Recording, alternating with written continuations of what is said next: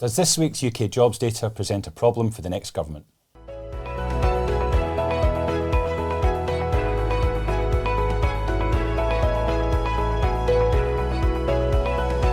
Hello and welcome back to the Week in Markets. This is a chance for us to review what's been going on in economic data and in the investment markets this week. I'm joined by Matt Henderson, Investment Manager on the True Potential Investment Desk. Matt, welcome.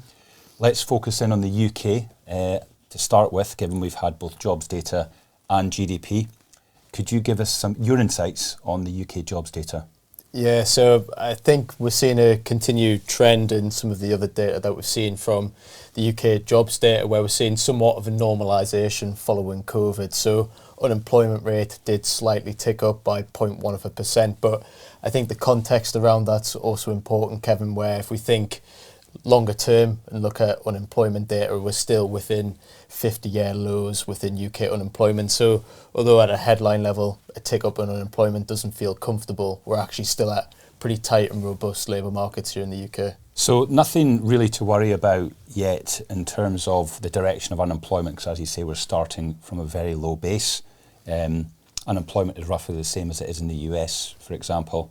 Is there anything within the data that we think is worrying? For example, the private payroll, so those who are employed by corporations versus public sector employees. Yeah, we're still seeing that wage inflation within the UK has been high, and it's also sticky, so it's about 5.9% at the moment. And I think that does present some challenges for the Bank of England in terms of thinking about cutting interest rates, because they'll be worried about if wage inflation remains elevated, that'll lead to spending, keep inflation high.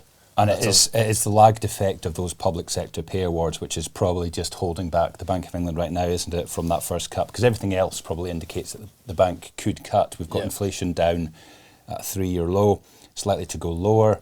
We know that there is that softness in the jobs market. So normally they would probably be cutting, given that we have rates at 5.25. I thought it was interesting, though, that what we're seeing is, whilst public sector employment is increasing, private sector employment is actually decreasing. So we're actually seeing job losses accelerate now in private market. Now, the Office for National Statistics have cautioned that 1 month isn't necessarily a trend, but it's noticeable that coincided with the introduction of the national living wage, and it may just have cautioned some employers to reduce headcount modestly to try and keep their salary costs the same. What about the GDP data that we got earlier in the week? It was a zero print consensus, but what's the read there, given that Q1 was so strong? Yeah, well, it's maybe linked into what you've just mentioned there in terms of what we're seeing within the private sector jobs data. As you said, it was a zero print. Looking through the components, I think the theme that we've commented upon within most of the developed economy, where services has remained strong and robust, continues to persist. So services component was still positive within that, but it was the other components like manufacturing, construction, which we've seen being weaker. Some of the retail data, that was also weaker, blamed for poor weather. The weather was terrible, wasn't it? It's just a washout. Yeah, so the components like that have contributed to that zero. And also it's probably some payback for such a strong Q1, so it's not a surprise to see services leading the charge for the economy. I think in conclusion, the one thing we can say is the UK economy is not gangbusters.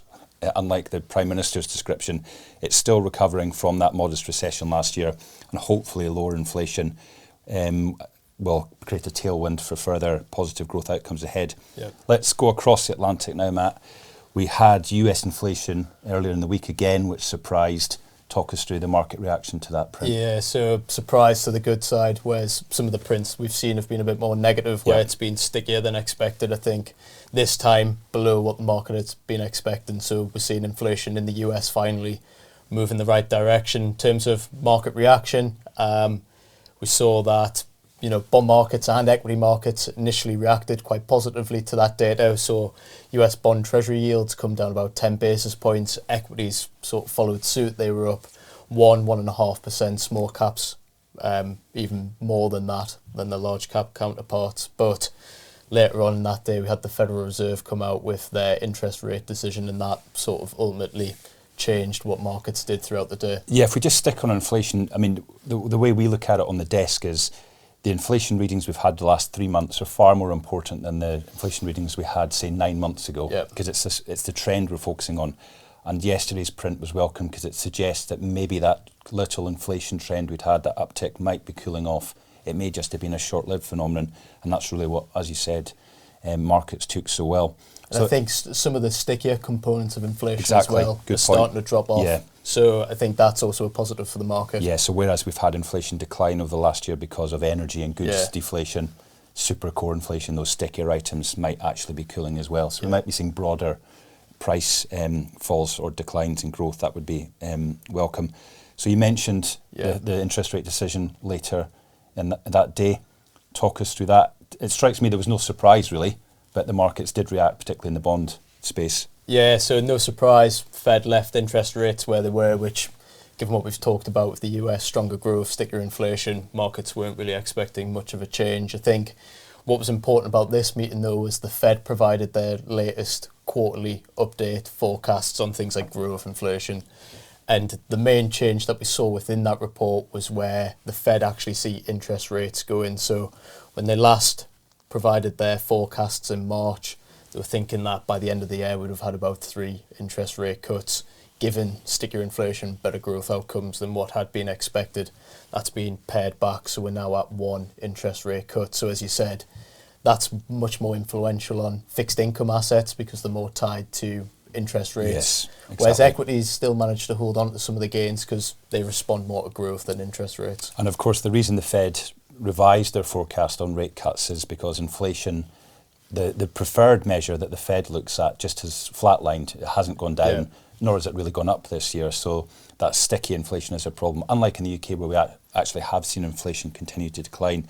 But it's pretty clear that the Federal Reserve do want to cut rates at some point this year. They seem to have set a low bar for unemployment to rise before they may then deliver that first cut and begin a modest cycle of rate cuts. I think that's the message that you could perhaps take from Chair Powell's from his Q&A later in the meeting.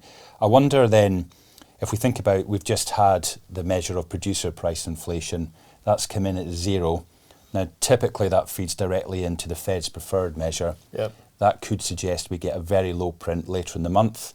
That potentially is the window for the Fed to cut rates sometime through the summer, isn't it?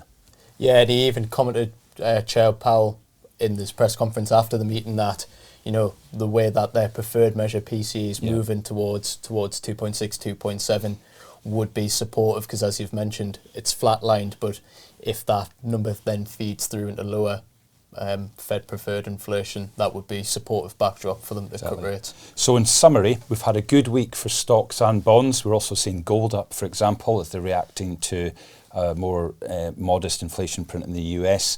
Very good for balanced portfolios out there. We seem to be a bit closer perhaps to a rate cut in the US, but it might be the back end of the summer. We have, of course, seen a rate cut already in the Eurozone a couple of weeks back, and also the Bank of England are yet to come, and we're also waiting for next week, I think, the next inflation print for the UK. So all in all, a good week for markets this week.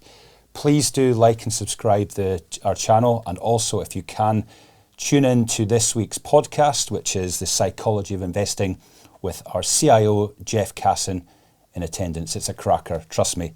Thank you for your time today. Take care.